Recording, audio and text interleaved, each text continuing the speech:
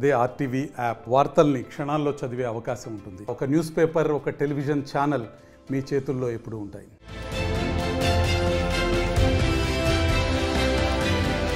Degree చదువుతున్న ఓ యువతి ఆన్లైన్లో గేమ్స్ ఆడి 25,000 రూపాయలు పోగొట్టుకుంది. దానిని కప్పిపుచ్చేందుకు ఇంట్లో దొంగతనం జరిగిందని డ్రామా ఆడింది. పోలీసుల విచారణలో అసలు నిజం వెల్లడైంది. గురువారం రాజన్ననగర్లోని ఎర్రబోడా కాలనీలో ఓ ఇంట్లోకి ముసుగులు ధరించిన ఇద్దరు చొరబడి 25,000 రూపాయలు ఎత్తుకెళ్లిపోయారని ఓ యువతి తెలిపింది. పక్కా ప్లాన్ ప్రకారం ఆమె ఇంట్లో బీరువాలో ఉన్న బట్టలు, ఇతర వస్తువులను చిందరవందరగా పడేసింది. తాను వాష్రూమ్ కు వెళ్లి వచ్చేసరికి దుండగులు పరారయ్యారని తెలిపింది. తాను గట్టిగా కేకలు వేసి దుండగులను పట్టుకునే ప్రయత్నం చేసినా వారు పారిపోయారని వెల్లడించింది. మార్నింగ్ 10 o'clock నేను బయటకు వెళ్ళా 5 minutes వచ్చాను. బేడం పెట్టేసి వెళ్ళాం. వచ్చేసరికి డోర్ ఓపెన్ చేశాను.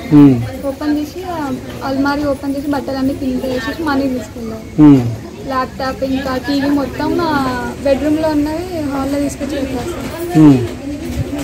నేను వచ్చే వరకు ఇట్లా డోర్కి ఇట్లా దొబ్బేసి ఇంకా వెళ్ళిపోయారు. మంకీ క్యాప్స్ ఉండే వాళ్ళకి, బ్లాక్ కలర్ జంప్ సూట్ వేసుకున్నారు. బయటకు వచ్చి ఇక్కడ వచ్చే వరకు రైట్ సైడ్ వెళ్ళిపోయారు. నీకు దొబ్బేసారా? దొబ్బేసి డోర్కి పడుతుంది. ఎంతమంది వచ్చారు? 2 members. నిజంగానే చోరీ జరిగినట్లు ఆ యువతి ఇంట్లోని పరిస్థితులను సృష్టించింది. సమాచారం అందుకున్న రాజన్ననగర్ పోలీసులు ఘటనా స్థలానికి చేరుకుని విచారణ జరిపారు.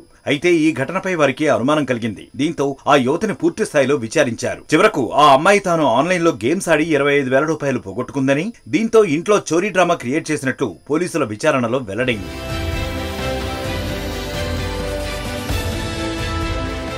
మరిన్ని వీడియోస్ కోసం ఛానల్ ని సబ్స్క్రైబ్ చేయండి. లేటెస్ట్ అప్డేట్స్ కోసం వాట్సాప్ ఛానల్ ని ఫాలో చేయండి.